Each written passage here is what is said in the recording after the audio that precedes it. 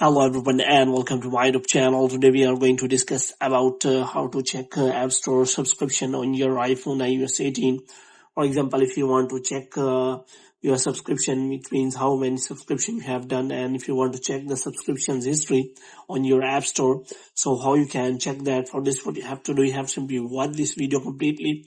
So without wasting any time, let's start the video. So first of all, what you have to do, you have to simply make sure that you are connected to a proper Wi-Fi internet connection. And after that, what you have to do next is you have to simply go to settings, and after that you have to simply go to general and you have to scroll it down until you find the option of transfer or reset iPhone. So here you have to simply click on reset and you have to reset all of your network settings. And after resetting all of your network settings, you have to simply go to the name or Apple ID here. So in name or Apple ID, you have to look for media and purchases and you have to simply click on view account.